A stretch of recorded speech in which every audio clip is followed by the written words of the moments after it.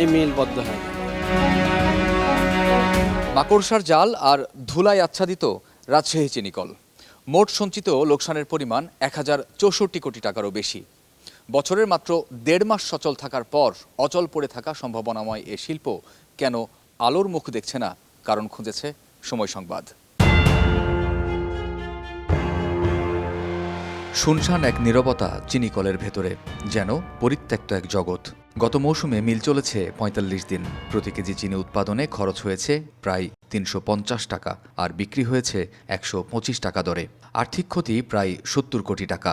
আমাদের মিল লসে রান করতেছি, হেঁটে বিষয় চালাচ্ছে আমাদেরকে। কারণ জানতে কয়েক দফায় কথা বলার চেষ্টা করা হয় চিনিকলের ব্যবস্থাপনা পরিচালকের সঙ্গে, কিন্তু পরদিন অফিসে দেখা করবেন বললেও ক্যামেরার সামনে কথা বলতে রাজি হননি তিনি। কোনো কর্ম পরিকল্পনা নাই, চালাচ্ছে, আমরা চলতেছি সরকারিভাবে।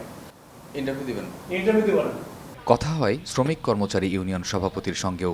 বলেন, নিরবচ্ছিন্ন আখের যোগান না থাকায় এ কারখানা অচিরেই বন্ধ হয়ে যেতে পারে। সুদের টাকা টানতে যাই, সুগার মিল বারবার লোকসান হয়। আখের স্বল্পতা আর জনবলের স্বল্পতার কারণে, শূন্যতার কারণে এই মিল বদ্ধ হয়ে যাবে।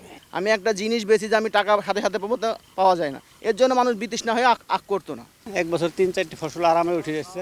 আর আখ লাগালে জমিতে একবারই থেকে যাচ্ছে কুশিটি, আর কিছু পাওয়া যাচ্ছে না, টাকা পয়সা নাই। পেঁয়াজ মরিচের এগুলি আবাদের ঝুঁকি চেয়ে বেশি, এ কারণে কুশলের সংখ্যা কমে যাচ্ছে। আখ সঠিকভাবে সরবরাহ না হওয়ার পিছনে কারণ।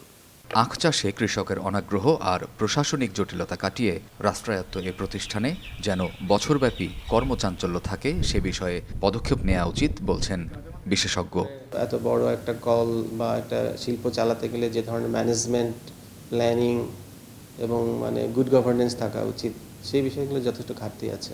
প্রয়োজনীয় ব্যয় মেটাতে না পেরে রাষ্ট্রের মালিকানায় থাকা 15টি সুগার মিলের মধ্যে বর্তমানে বন্ধ রয়েছে 6টি। কামরুজ্জামান মামুন, সময় সংবাদ, রাজশাহী।